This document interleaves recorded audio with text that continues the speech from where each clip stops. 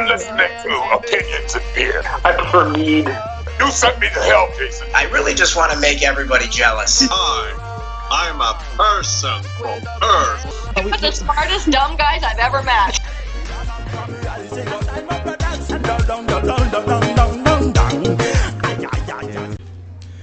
Well, it's up in the air on that one. So yeah, and then this new Mario Kart app on the phone. Seen that? Yeah, actually, we were kind of talking a little bit about it a second ago, bringing up the fact that how like the developers or the CEOs of companies' backgrounds like affect their decision making and how it affects the public in general. We're saying like the guy that's currently over Nintendo specializes in like mobile applications, mobile devices, etc. So it makes perfect sense that you see new versions of the Switch, like the Switch Lite coming out, or more indie developed games but contracted by Nintendo, like on like mobile apps or whatnot. So the mobile phone. And then Ed Ray had brought up some conversation topics about some of the old Nintendo execs. So if you want to like go back over some of that. Basically, the video game market for Nintendo started with Hiroshi Yamauchi with Game & Watch during the 1970s, and then Famicom in 1983 for Japan, but 2 years later it would come to America, North America, as the Nintendo Entertainment System. Now, how it became successful was rather controversial because they used a whole lot of dirty tactics at a time where the Sega Master System and the Atari, I forgot what console it was for the Atari that came out that year, but what they did was they used a lot of 8600 or something. They call their stuff weird. Yeah, well, anyway, during the 1980s, Nintendo used a lot of heavy marketing tactics, advertising, but the other thing they did, and this was one of the dirtiest tactics they've ever done, they created contracts for third-party companies to develop solely for them, which is kind of contradictory because the purpose of a third-party company is to develop games for all companies. Say, for instance, Activision. Before Nintendo came in North America, Activision was making games for all consoles, including the Atari 2600. Yes. Now, the reason why you didn't see Capcom games or Konami games for Sega during the Master System era was because it was solely they were solely producing for Nintendo, and that was becoming a problem for most third-party companies because they were losing deals on PC gaming deals, Sega Master System, and other stuff out there. So a good example for some people who don't necessarily relate this theory to video games. I know not everybody out there plays video games. This is just a fun conversation topic between gamers. But as like an example, kind of similar to like sports or whatever. Right now, the NFL is contracted to sell. They can only franchise a video game through Madden currently. So like Madden has the monopoly on that, and Madden is always contracted out by Electronic Arts like EA. So in every NFL game that comes out has to be processed right now. From like legally, the NFL only gives their contract out to EA, who is a third party developer. They develop for multiple platforms, but you can see kind of like as an example what I mean.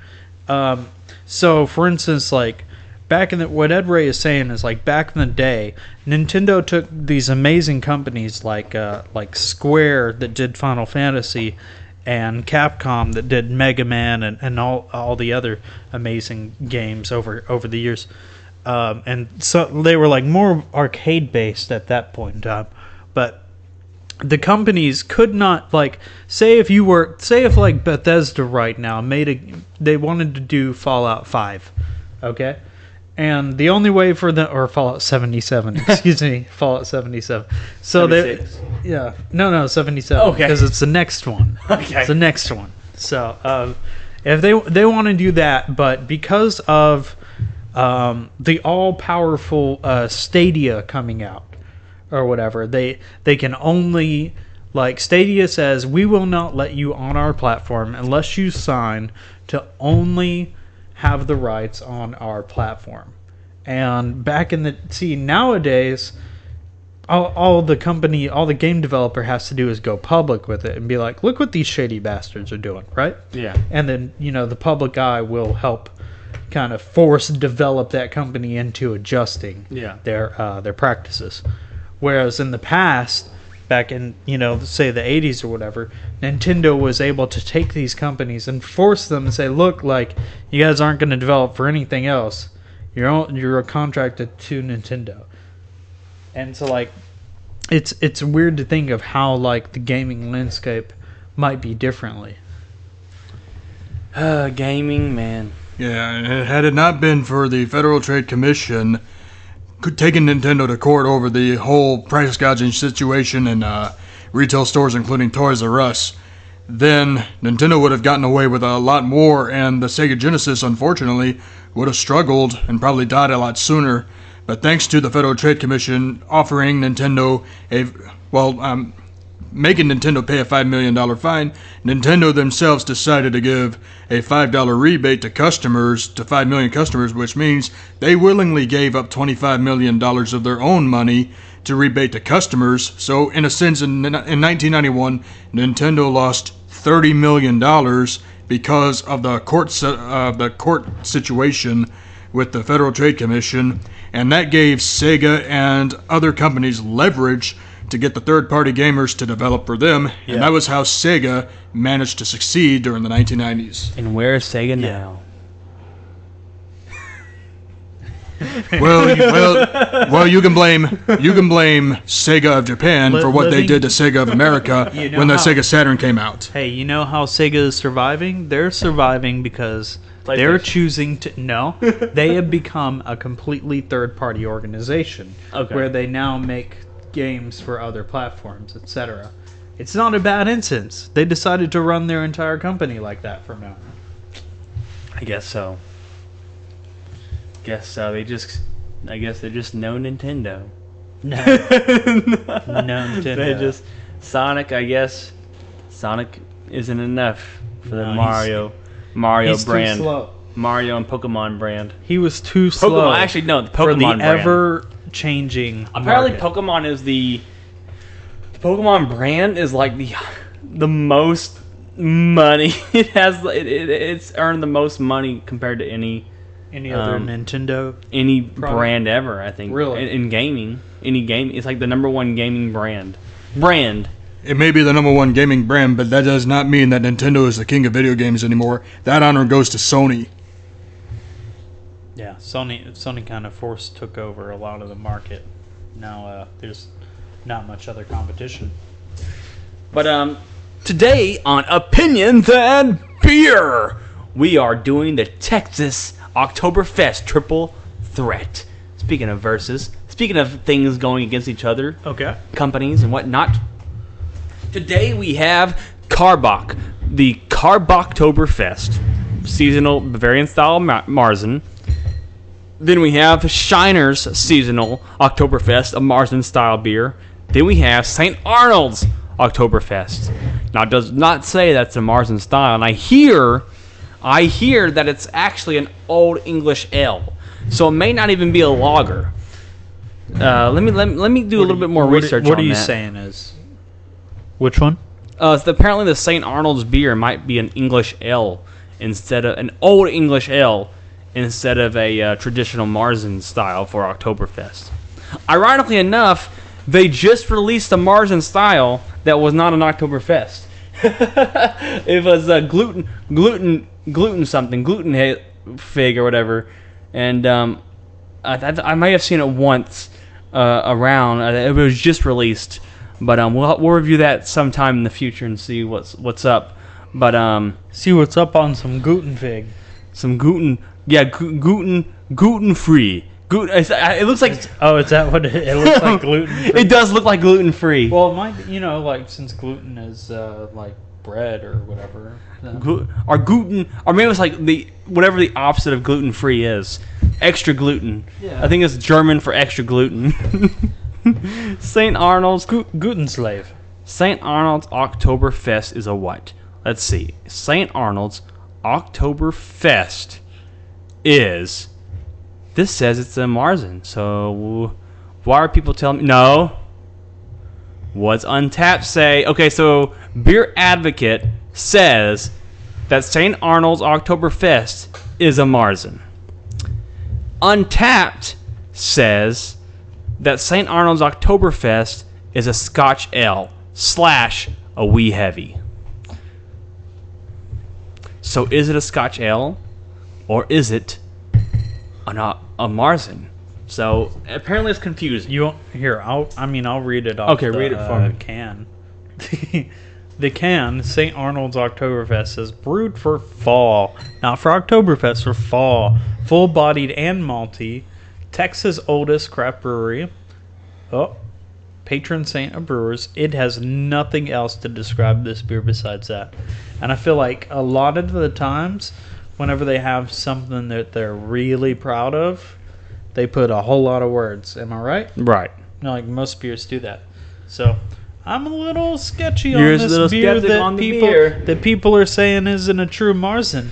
So I think that having what's good about this is we've gone through the process of tasting different Marzens. So now we can say, okay, I can definitively kind of define what a Marzen is. We can go from there and decide what is more, I guess, generalized between all of them, right? Right.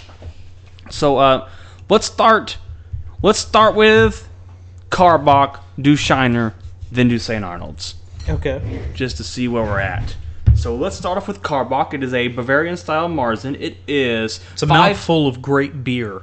It is 5.5% alcohol by volume with an IBU of 25. A Texas cheers to German beers. That works. Good job. But, Oh no, you read it. No. I thought you were clever. No, I'm not. I don't know if they accurately are a Texas cheers to German beers. We will find that out. We'll say that someone that works at Karbach is pretty witty. You see that? Pretty witty? There you go. Pretty witty. Wheaty. Now a lot of I didn't pour this right. Now I hear through the grapevine that a lot of craft beer people, especially Texas craft beer people, are mad at Karbach. You said Texas craft beer people are mad at Karbach. They're mad at Karbach. They say that Karbach allegedly has officially sold out and are no longer craft. I mean, I haven't heard much other than that. Most of the beers that we can get at the local stores, I mean, up front, most of them are usually already sold out. The way that they got into those stores, distribution style or something, not necessarily because the Buna Brewing Company, they got into stores and they did it by themselves, because Budweiser doesn't run distribution. It's actually a third-party company. Okay. And so you're basically asking a third-party company that happens to distribute Budweiser to distribute other brands, to distribute. etc. Yeah. Okay. And so. You're saying it's. But apparently Karbach. No, I think apparently Karbach might be owned by a big beer brew company now, compared to the others that are still self-owned. So that's why they're upset, because they think that the obviously, so they think that the brewing process, the brewing process might have been what's it called? Kicked into high gear, and it's not watched as carefully. Essentially, they're brewing more barrels than they're not looking at quality and taste. They're looking at big batches. Yeah. Which is obviously the biggest no-no when it comes to the craft beer community. Which is the only reason why Samuel Adams is apparently still a craft beer.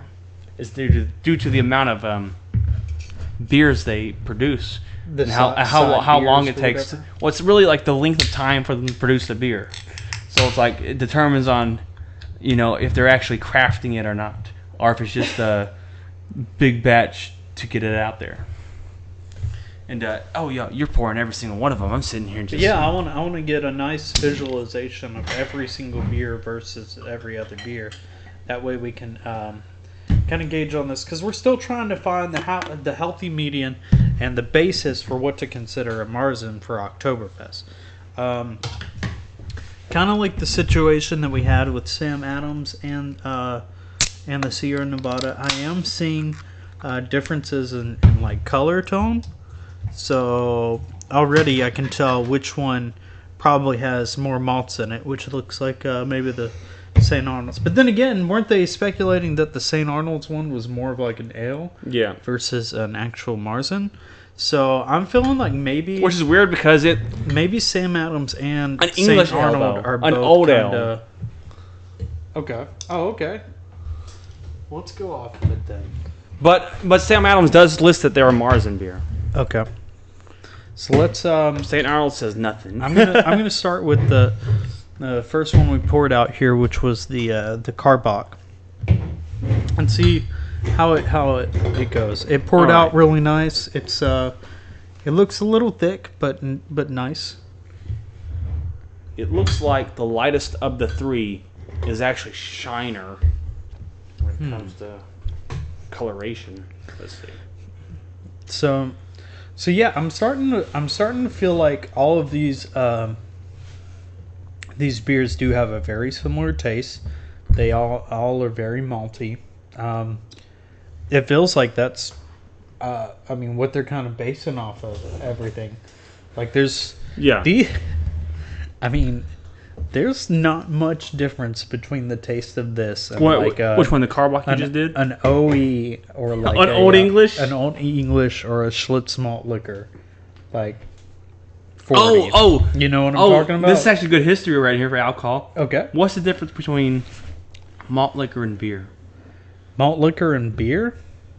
I couldn't Nothing. tell And you. actually malt liquor is beer. Malt liquor is beer? Yeah. Yeah, and actually, it makes sense, right?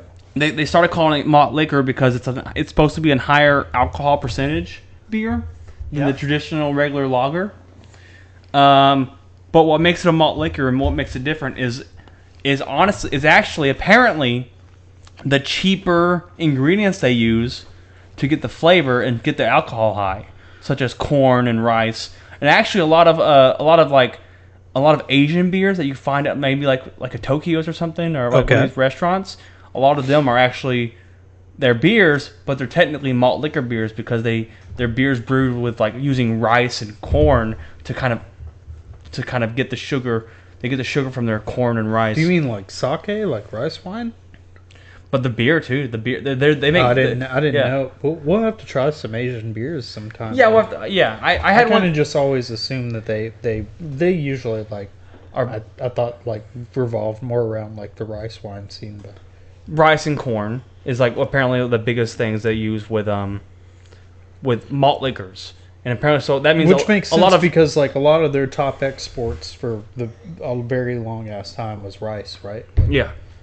So just a lot of malt liquors are just made with like rice and corn and stuff like that. So you're saying, but they're lagers, so that they are brewed with lager yeast. That's the thing. They brew with lager yeast. They all taste like there hasn't been one of these Marzens that we've tasted yet that hasn't tasted like a true traditional lager. Like wait, you want to do that thing? What? That thing. Trying them with the Coke. Apparently, the traditional way to drink. Okay. Or do you want to drink these first and do it? So what we've said in the past was that like I do a streaming service on Twitch. I play video games and have people come in and they'll chat with me. And one of the unique things about that line of work is that I get people from all over the world that want to come in and like hang out and chat. So you get different views based off of people's locations.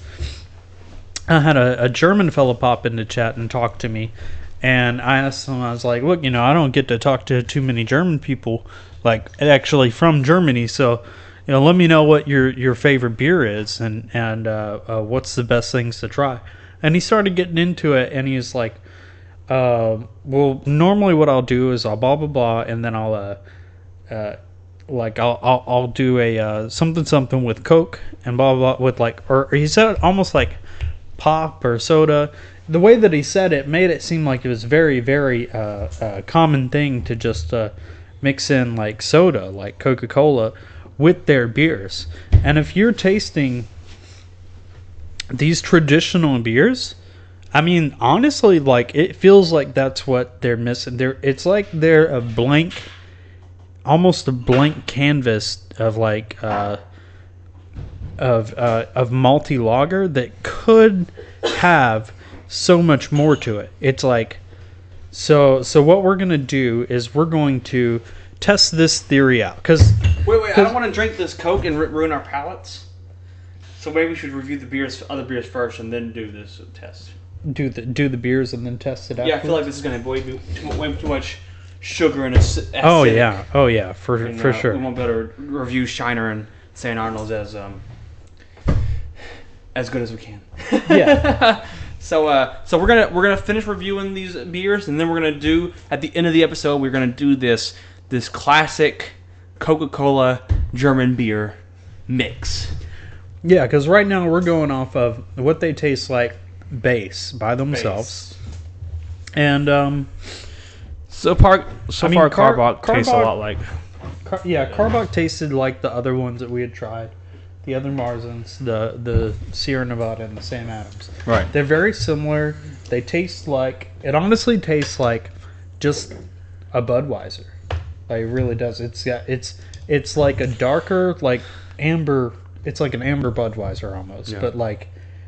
But that extra amber flavor doesn't come through. Sometimes I feel like we should have Budweisers and Bud Lights next to us. That way we can just constantly gauge. Because like a lot of these things, like that's what like in America, that's what the decision making process is for most people. Is like, should I get this or should I get Budweiser? Yeah. You know, like where is this going to be better price point and get me more drunk?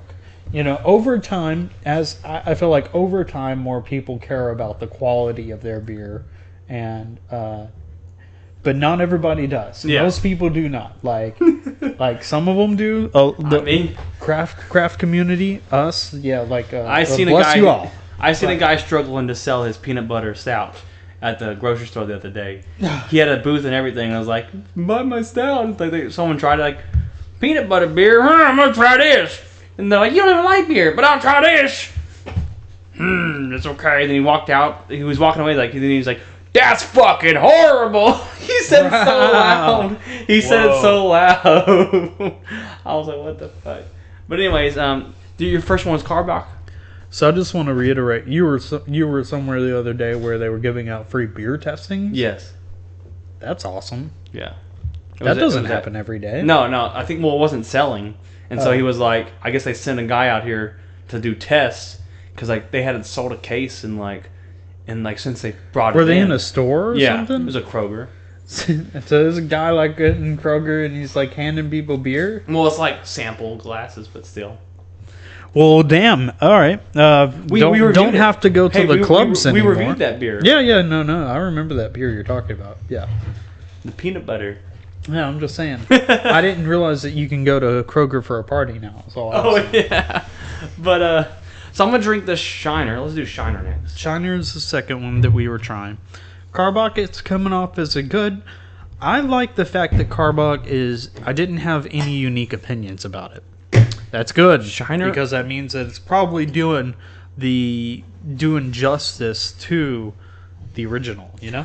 So Shiner does have a thicker type taste to it, and there's a little bit more flavor in it. It still has that Marzen taste, like very bready, like burnt bread. So fine in a stein, drink the best, eat the worst, W-U-R-S-T. So fine in a stein. Every September, millions of people from around the world gather in Munich to celebrate Oktoberfest. Why did they celebrate Oktoberfest? Because some dude got married. With a name like that, you'd think it'd start a month later. But hey, it's tradition! And if you can't be there in person, you can be there in spirit with the classic brew made from Munich and caramel malts. Bam, I called it. Along with German-grown Hallertau, also called it. I'm just kidding. Tradition and Hersbrucker hops. Now fill your stein. Ready? Eins, zwei, drei. Enjoy. which I don't think is a German word, but they did their best. And they are 5.7% in alcohol. Karbach was what? They were 5.5. I want 5.5, so 2% more. Yeah. But I have noticed that all of these beers tend to be kind of like what they're saying. They're a little bit more than just your basic lagers. Yeah. It's like a little bit more. A little bit like more. It's a little bit more bodied. It's got a little bit more bold. I don't want to say flavor. It's just more malts. You know, because it's not like thicker. intentional flavoring. Besides, like I said, what tastes like a little bit of caramel. The flavor that you would get in a traditional lager you might buy from the grocery store. These flavors last longer. Is that a good thing? Shiner's is pretty good. Shiner immediately, I feel like they may have done what we were saying. Is like, I feel like that the Marzen style is such a almost blank canvas. I feel like that these beer companies, it's going to be too hard for them not to sit there and try and put a little bit extra into it to try and have the edge on the other companies doing the same types of beer. I feel like Shiner, I can immediately tell that they tried to up their game a little bit. There's definitely more flavors come through, but the difference is that this one is not darker than the others. It's honestly about the same as. Well, look, it's a little bit lighter than some of them, but for one of the lighter beers, I feel like has more flavor. Yeah, it has a similar flavor to Sam Adams, I think. Yeah. Yeah, actually. I mean, but Shiner is the Sam Adams of Texas. What can you say? They really are. I'm actually upset that Shiner doesn't do more, because every time that we try, like one of Shiner's seasonals or one of their above and beyond beers, they're like really good, right? I mean, they're pretty good. They're not St. Arnold's good, and we'll see what St. Arnold's has in store for us. It really depends. It really depends. But Shiner, they can make a good beer, but they just only make their lager. But it makes sense. They need to compete, but they also have to stay craft, so they can't make too much of their other beers. So they're just gonna make a lot of their one beer and keep it under the limit, so they can stay they can stay craft. To the craft, what is it called? It's like the craft committee or something. It's like there's literally like a committee that tells you whether or not you're craft or not. I'm not sure I agree with this idea of like extra. I mean, is that like regulated? Yeah, it sounds like regulation, and I'm not sure I've ever seen a community thrive with a bunch of regulation. Well, they had to make a rule set of like, this is what's craft, and actually they actually had to amend it. They had to amend it just to keep Samuel Adams considered craft. Because what happened was, I'm going to be really honest right now. I feel like that the only difference between normal beer that you buy from the store and a craft beer is how fucking fancy the art is on the can. Like, a lot of the times, like, don't get me wrong, like, obviously the brews taste a lot different, but I mean, I feel like that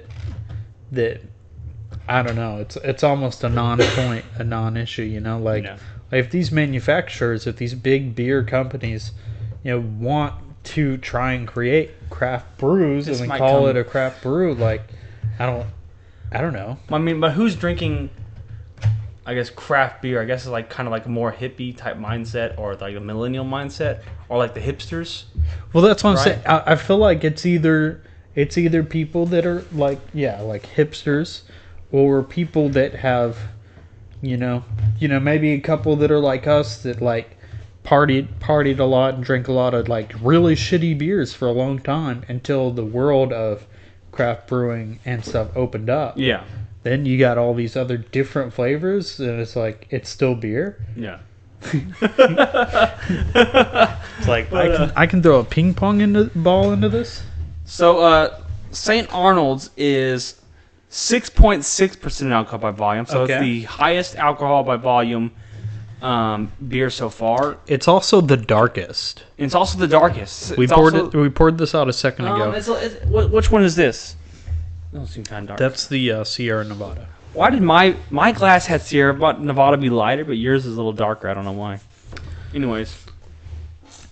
But, Oh wait, no, that might be the Sam Adams. Okay. Yeah, Sierra Nevada was the lighter Alright, of the two. yeah. So far, Sam Adams and St. Arnold But both have St. the darker Arnold's might ones. not be a traditional Marzen. Yeah. Might be an English ale. So I guess we're going to drink it and decide. We're going to be a decision maker. Can Texas's oldest craft brewery, self-proclaimed there, make a full-bodied and malty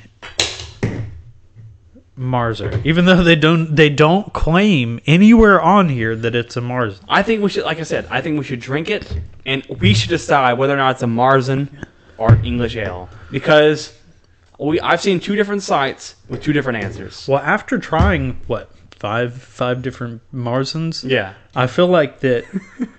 See, I'm able to tell now. Like whenever we first tried them, I was like, oh, I don't know about all this. Like this isn't my type of beer at all. So like this, I don't know how I'm gonna react to the different tastings of it. And now that I've had them, I can tell that it seems like the basic crafting style to this is very like it's a very streamlined thing. Like these companies all know it's just how tradition. to make this. It's just this tradition. traditional beer, and so it's like they're not too but it much tastes different. Germany, right? It tastes like a Bratwurst, like something you would just drink in Germany. Yeah, I mean, as soon as I drank it, I did feel like potentially I was in Germany, and there was people, little kids with pigtails running around. To be fair, Germans made lagers famous. Yes. It was the Belgians that made ales famous. It was like next door or whatever. Let's try the St. Arnold's. Yeah, there's a noticeable difference. That's not the same thing. Two things that are very different indicators. Okay, so guys, one of the things you may not know is I have like a very bad sense of smell. Okay, but still every now and then I'll try and smell these different things to see what it is. The only one I've even gotten a scent off of from these beers is the St. Arnold's. That smells very sweet, and when you taste it, it is very like it's got a sweet taste to it. It's like it's definitely not the same beer. Definitely not. Right? What's crazy though is I am getting like it must be the malts. Maybe they use the same type of malts, but they're not using the same type of yeast. I think it's the yeast. I think the yeast is. I think they are using L yeast. I think they're using L yeast with Bavarian malts. Yeah, but they're trying to. So it's like a cross between the two. Yeah. And it tastes like. Don't get me wrong. This is probably one of the best tasting. Like out of that's the thing is that the other ones did not have a distinctive taste to it. It's like it was like I said, it's almost like a blank slate. Whereas like only one of them that I tasted, I was like, oh, it tastes like there's a little bit of caramel in this as well. And yeah, that's how they did it. So I don't know, man. This is what are you thinking? It's so weird because the aftertaste is, like I said, the aftertaste and stuff is on the Oktoberfest area. Like it has very Oktoberfest finishes, but it's so like. But what if all these other beers are like getting Marzens wrong, and St. Arnold's is the only one to get the Marzen right? The only way to figure this out would be to try St. Arnold's Guten Tag, which is labeled a Marzen on the can. Okay. Guten Tag. Guten Tag. Guten Tag. So that might be an after Oktoberfest episode. Obviously, it's a newer beer, and apparently it's going to be it's not going to be a seasonal beer. It's going to be the Guten Tag is apparently going to be their newest year-round beer. And it's a Marzen style.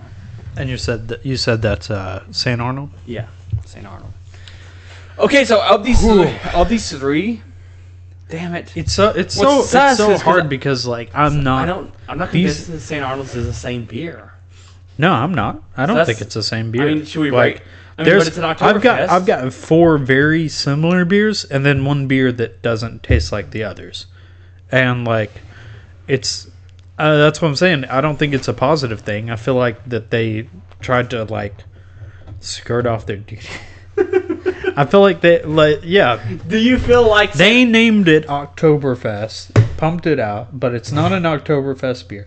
I mean, I guess you could consider it an Oktoberfest beer. Because technically, Oktoberfest doesn't have to be a Marzen. It's just traditionally a Marzen, right? Yeah. Oktoberfest though has to be brewed between a certain time. That's what makes it an Oktoberfest. Yeah, I think the only brewed and released. The only thing, people, if you missed our other episode where we explain the history of Oktoberfest, the only thing that has a significance on Oktoberfest itself is the fact that Prince Ludwig got married. Okay, that's the only thing that matters. The rest of the beer-related stuff is just people partying. Yeah. So, I mean, as long as it has, I guess it has to have something German-related in it, though, huh? Or Bavarian, like something from Bavaria. Yeah, that's what it was. The prince was Bavarian, or he was marrying a Bavarian woman. Okay. I want to say it was like in conjoining, I guess, of 2 different areas. So it would make sense that they celebrated Bavarian culture, and thus used the Bavarian stuff. They had one really badass party. Yeah. Okay, it was so badass that they're trying to replicate to this day the beers that they used then. So this is obviously episodes later. The point of this episode, though, is let's rate these beers, and I'll get to my final point. Let's rate all of them because we never rated the 2 in the beginning. All right, let's episode like the first part of Oktoberfest. Let's definitely do. So let's start with Karbach. What would you rate it? Or St. Arnold's? Which one is the best? We'll rate the best one first and then go down. Okay, St. Arnold's. St. Arnold's definitely tastes the best, but I think that's because they're cheating. I can't. But the thing is St. Arnold's also doesn't claim to be a Marzen. Like if they claim to be a Marzen on the can, then I would be like, oh, well, fuck them for that. But they're not. They just kind of put Oktoberfest on there and then put out a red that tasted like it, right? We're in like an amber ale. Ale yeast, yeah. Like kind of an amber ale. Amber, exactly. Whereas the other ones that we tried today, the Karbach and the I had to say it even Shiner, both tasted like they were a very basic style traditional Mars. Yeah. I think Oktoberfest. We're gonna go ahead and rank Sam Adams and Sierra Nevada with this as well. Yeah. So for those that you listened to the first episode of Oktoberfest for our holiday week of specials, we're gonna go ahead and give you our ratings of those 2 as well, alongside Karbach and Shiner. These are just like the big name beers. I feel like we should give them 2 ratings. I feel like we should do one for what they taste like by themselves, basically, and then a second what they taste like with the soda as well. Oh yeah, we're doing the soda. Yeah, because a lot of these like some of these people, they're gonna taste the same with the soda. I think they taste like soda. You think so? I think we should just try one of them, a Marzen with the soda. Or if you want to mix Marzens, I don't know. I'm gonna mix. I'm gonna mix both. I'm gonna put a little bit of Coke and a little bit of beer. Drink it. Okay. Taste it. A little bit of Coke, a little bit of beer. Drink it. Taste it. So we're gonna try this traditionally with the Coke. Wait. Before we get into the Coke, you want to rate them? I think solo? That now that we've tried them solo, because this might all change. This might all change just with the addition of a different flavor, because that's all that any of them need is a little bit of every flavor. Like, guys, if you're in the craft brewing community right now and you want to take a good base beer, I feel like the Marzen is a very good one to experiment with. That's just my personal opinion. Take it how you want. Anyways, so yeah, where should we start then? Okay, let's try to figure out which one was the worst of these three. Dude, of these five. I feel like of the five, the two blandest were the Sierra Nevada and the Karbach. But that may be because they are more traditional. And do you think Karbach was the lesser then? Mainly because Sierra Nevada might have had more crispier taste. That's just my personal opinion. Let me try again, because this is the. No, we don't know what they all look the same. No. They all look the same. No, Sierra Nevada was on the left. Sam Adams was on the right. Because Sierra Nevada was a lot lighter than Sam Adams.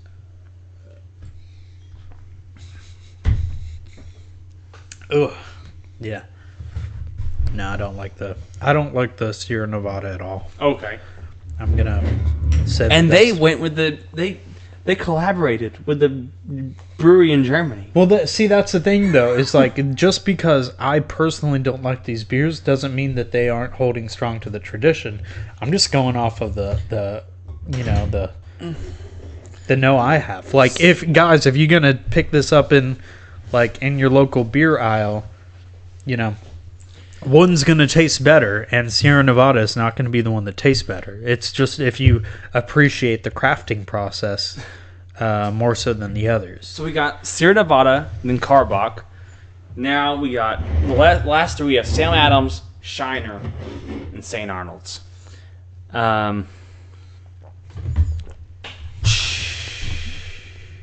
Karbach's pretty clean and crisp. Shiner, dude, I hate to give so far, I hate to say it, but I think I'm giving the edge personally to Shiner's Oktoberfest. And I know that Shiner's kind of a sellout, bitch. No, but there's still craft. It tastes good. There's still craft. It's Karbach that's a sellout. It's the Karbach.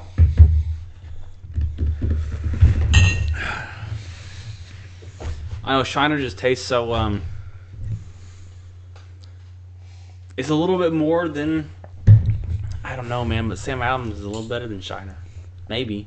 Whew. Or maybe it's just the sweetness that I'm getting from Sam Adams. But does that make it better? I'll try Sam Adams one last time.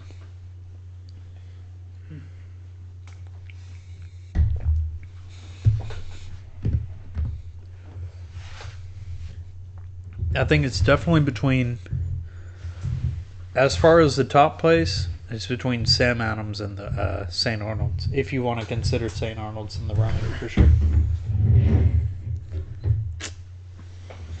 So we got. So you want to rank these with a number? I'll be honest. None of these are 10s for me. Yeah, no. I don't like this brewing style. I just don't. Yeah. It's not personally for me. It tastes too much. Like, when I drink my beers, I do like a nice semi-filling beer. Yeah. But this feels like I just ate it feels like I just ate 2 to 3 bowls of oatmeal. You know what you guys know what I'm talking about? Yes, Where it's like it feels like I just went out into a field, grabbed a bunch of barley and oats and stuff, and just started fucking shoving it into my mouth with water. Don't fill you up this much. With water and sugar. Is that stouts? Yeah, that's what I'm saying. Stouts are like dessert beers. Why? I guess you can fucking stuff your face with dessert. I guess. Yeah. I'm not gonna lie, guys. This is we've tried a lot of fucking beers. We've tried a lot of different flavors, different brews, different types of beers. And it's very hard to rate these beers because they're very, in my opinion, they're just all kind of bland. But, they do... I mean, man, if you like fucking bread, these. You're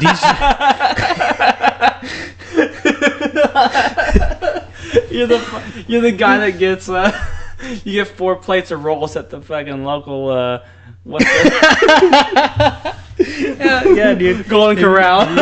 Golden Corral. Like this beer is a socialist dream, right? Yeah. Fucking bread everywhere. Bread everywhere. Oh my god. Man cannot live on bread and bread alone. They sure can make a fucking beer out of it using ale yeast and claim that it's a Marzen. I know. Sadly, St. Arnold's is better, but they cheated. So I guess Sam Adams is the best. Yeah. I'd say it's definitely between Sam Adams and Shiner. Because St. Arnold's, I feel like it's not a true Marzen. They don't even claim to call it that. Now, versus beers, what you probably will think tastes better It's St. Arnold's. St. Arnold's will taste better, and that's because it doesn't taste like these other beers. But because we're ranking Oktoberfest. well, if it's based on Oktoberfest in general, then I mean St. Arnold's is kind of in the lead because the beer tastes better. You know, people are going to buy more of the St. Arnold's. That's kind of like what you said the polls were reflecting, Yeah. right? Yeah, we had a poll. What are the polls? The poll had St. Arnold's at 126 compared to the 11 for Shiner and the 8 for Karbachs, 6 for Karbachs. And that was just personal preference over which one was the best of the 3? Best of the 3. Not which one is more of a traditional Marzen. Yeah. Okay. They just said St. Arnold's tastes the best. Best. But the comments were that technically St. Arnold's isn't a traditional Marzen, and maybe that's why it tastes the best. And honestly, like it's so surprising that there's like a unilateral consensus.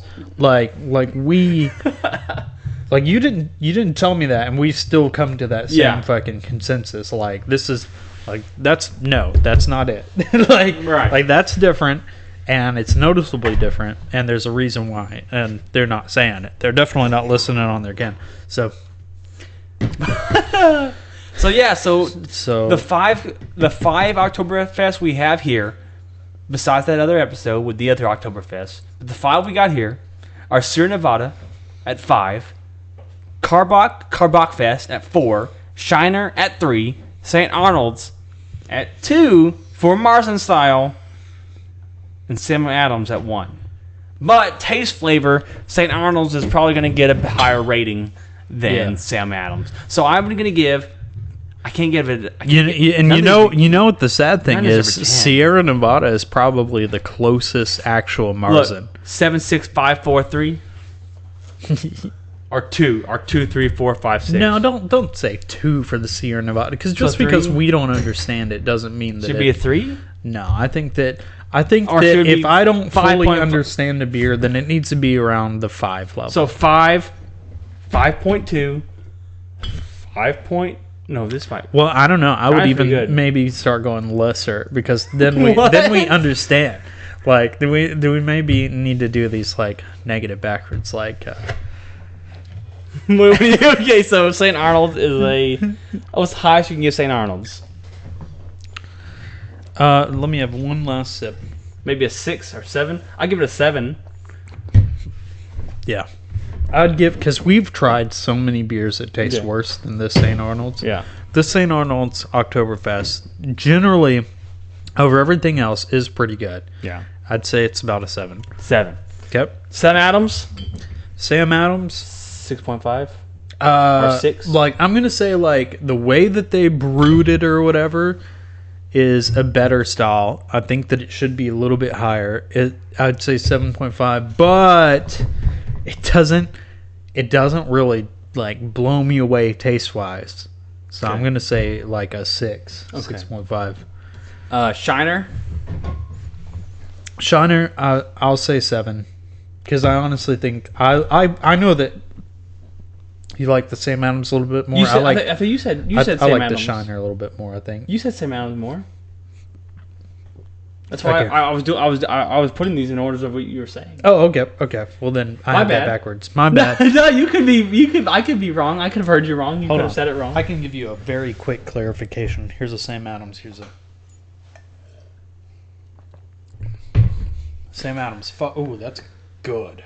I know, Now that it's sat a little bit. because Sam Adams has a lot more flavor. I think Shiner is a lighter Sam Adams to me. Oh. They're very similar. No, that's Shiner's a 4. Sam Adams is like a 7. Okay.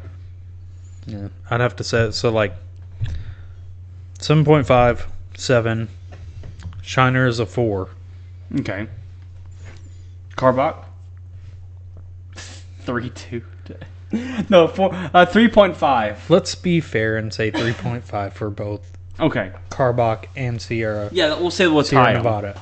But that is based off of taste preference. Taste preference. That's the main thing that we're going here. When you're going down the aisles and you're trying to choose a beer that you and your friends can enjoy for your Oktoberfest party that you're having, bruh, you're not going to want to get the ones that, are actual Marzens. They don't, they just don't taste So as before good. we end here, which we're gonna close up rather shortly. We got some other stuff to attend to. We're gonna go ahead and mix. Which beer are you choosing? Oh, let's go with the worst. All right. Let's go with the 2 that we flavor the worst. It tastes more like All right, that they're based. I don't know off which of one's beer. Karbach right Okay. now. I'm fucking. I remember Karbach. This is my Karbach. Okay, you want to share your Karbach? Yeah. Okay. Yeah. I mean, I'm not gonna drink all of this shitty beer.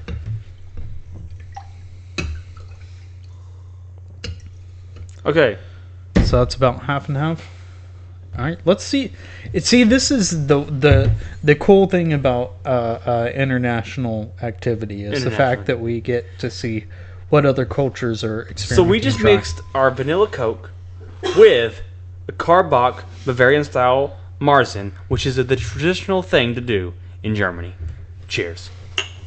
Oh god.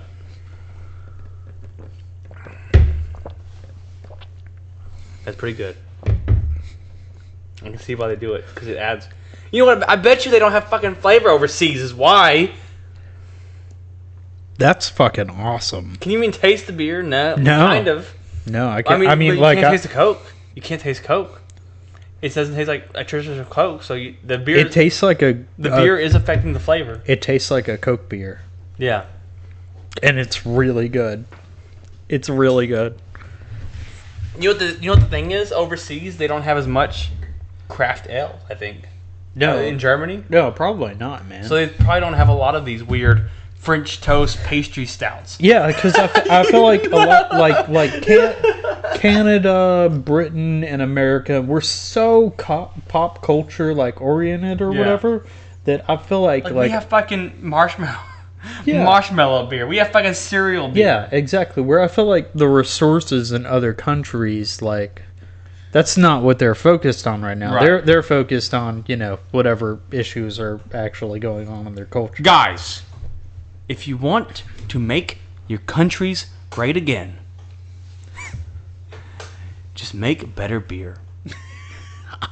But that's just just our opinion. My opinion. It's someone's opinion, and that's fine. You know why it's fine? Because all we've got here are opinions and beer. Put Coke in your beer.